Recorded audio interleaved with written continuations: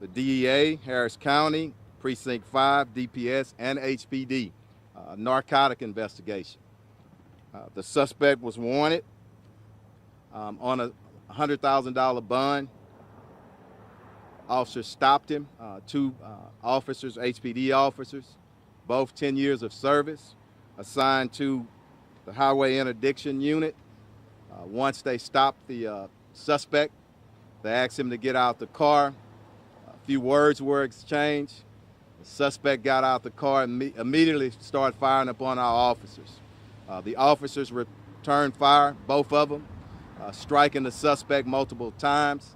The suspect, what I'm being told, is in critical condition in the area hospital. Our officer, one of them, 10-year veteran, as I said, sustained an injury in the pelvic. Also, he sustained minor injury to the chest area.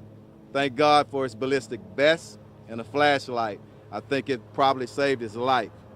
The other officer is okay, no injuries. I spoke to the officer and the family. He's in good spirits, of course. His wife, his children, and other family members and friends are shaken up, but he's going to be fine. The only information I have on the suspect, again, is he's in critical condition. He was a white male, approximately 23, 25 years old. I want to also add that I'm proud of our officers. I'm proud of the men and women on the front line. Even after this shooting, multiple shots fired at them, one suspect goes down. Once that scene was safe, our officers immediately rendered first aid to that suspect. It goes without saying, anytime anyone injures anybody in our city, I'm upset. But I'm very upset with what's going on in our nation, in our state, in our county, with gun violence, with suspects who have no damn regard for anybody else in the police. And I want to be respectful when I say this. Our officers are going to continue to charge forward, and not just HPD officers, all the officers in our task force, everyone that we have out here. We're going to keep charging forward and doing what we have to do to make our city safe. But again, sanctity of life is most important. But what can we do when people are firing upon us, or putting us in those positions? Today is a day of prayer. It's a National Police Week, and we started out with prayer. And I ask that our community continue to pray for everybody. As customary per policy, both officers will be placed on administrative leave. Hopefully, and we'll pray for a speedy recovery for our officer. The district attorney's office is conducting their investigation. Our special investigative unit, the homicide, is conducting the criminal. Our IED is conducting our administrative investigation. So with that said, we'll open up for questions. Chief, is there a warrant out for his arrest? I understand, and I was told that he had an active warrant, some type of narcotic warrant. It's still early on in this investigation, preliminary parts, and things do change, but that's what I was told at this time. Yes, ma'am. How many years of service does the second officer have? Both of them, I was told, 10 years, but y'all can see I just barely got here, and I know y'all been waiting a long time, and it's hot out here, so I didn't want to delay. So as we get more information, if we got to update, we'll update it, but I've been told both 10 years of service. Chief, can you say anything more just about the actual narcotics investigation that No, y'all? it's active right now, and once we, yeah, it was drugs. It was a warrant for drugs, so that's all I know at this time. Were the officers taken over here to the hospital in the bed of the truck or in the truck?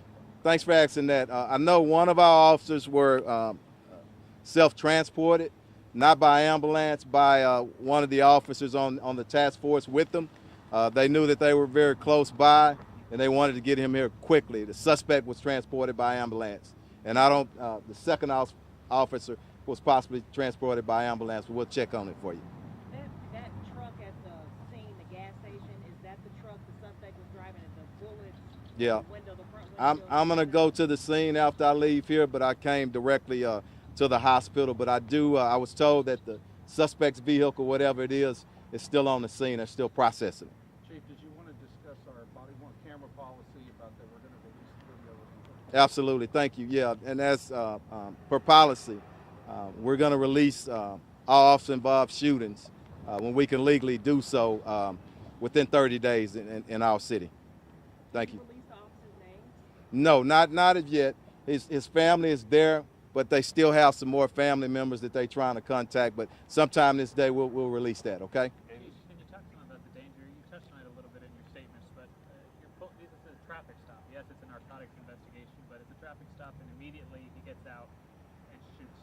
Well, that's what's been going on, unfortunately, around our nation, around our city, around our county, and it's just disturbing. But as I said, you know what? We're gonna keep doing what we're trained to do and what we're committed to do, and that's doing what we have to do to keep our community safe. We're not asking for shootings or to be involved in shootings, but we're gonna do what we have to do to protect ourselves. Were they able to say anything to the suspect, or as soon as they got out of the car? I still need to get details. I know that there were a few words exchanged, and I don't know what that was. I hadn't had a chance to view the body-worn camera as part of the investigation, so yeah, I don't want to speculate on it right now. Go ahead. What kind of weapon did the suspect? I'm not sure. I'm not sure. I know he fired multiple times, what I was told. Yeah. But was there any indication this was like with the three officers with an auto sear? Oh, I don't know. I don't want to speculate on it. Thanks. Third officer involved shooting within the last week. I mean, how do you keep your spirits high at this point? Hey, don't ever underestimate the spirit and the heart of these men and women who signed up to serve. They're going to continue to charge forward. And we got a great community here. We got a great community with people who love and support. So we're going to be fine. And I think this is the 15th officer-involved shooting in our city. And this is only the first part of May. All right? Was anything found in the suspect's car? I'm not sure. Not sure. Say We're going to take a few more. DEA, HPD, Precinct 5, who are the other members of the task? Harris County. Make sure we don't leave anybody. DA, DPS, Harris County, Precinct 5, and DPS. Just to be clear, Chief, it wasn't a civilian who transported your officer. Was it No, another part of the one of our officers on the task force, and I don't know what agency right now. It's multi-agencies out there. One more question. The suspect was the only one in the vehicle? Yes, that's what I was told. Yeah. Hey, so we're gonna let Assistant Chief Patty Cantu do the translation in Spanish. But thank y'all, and as we get more information, we'll share it with you. Okay? Thank y'all.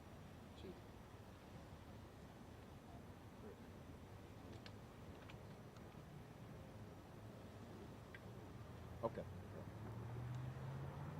Buenas tardes, soy Patricia Catú.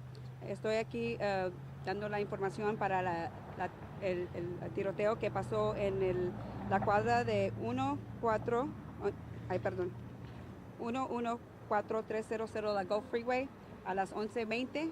Lo que estaba pasando, estaban conduciendo una investigación de narcóticos. Hicieron una parada de tráfico.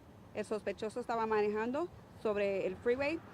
Entonces lo pararon porque cometió una infracción de tráfico.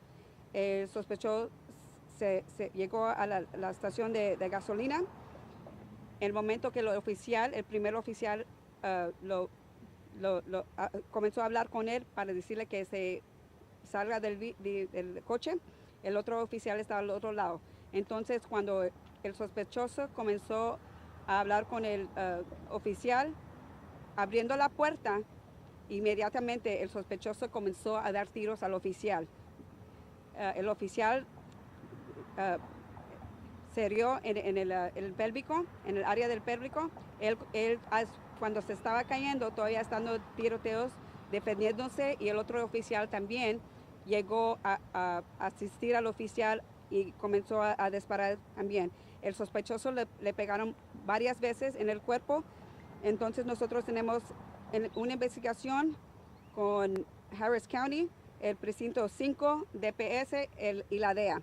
Y con nosotros en narcóticos y en el enfuerzamiento de tráfico de nuestro departamento.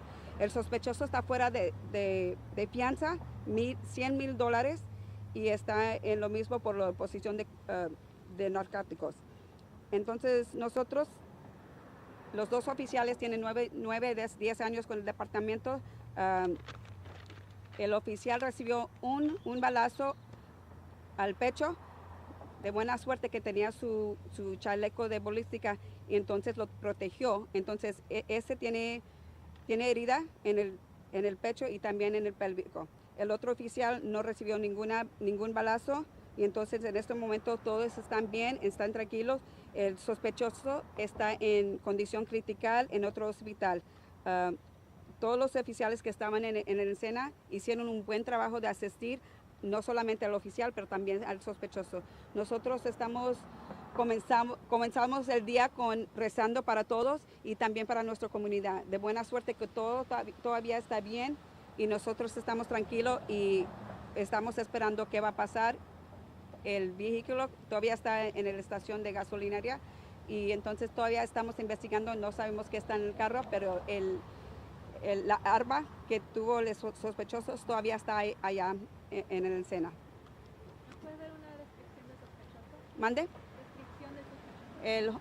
Él tiene como unos 24, 25 años y es un hombre blanco. ¿Alguna más preguntas? ¿Se sabe cuántos disparos pudieron haberse? Varios disparos, varios. Sí. Era una parada de tráfico, no era ningún operativo, nada. Lo estaba investigando por narcóticos. Entonces, él todavía cometió una infracción de tráfico y sí lo pararon y así comenzó el tráfico, la parada. Good. ¿Todo? Gracias. Thank y'all. Thank you.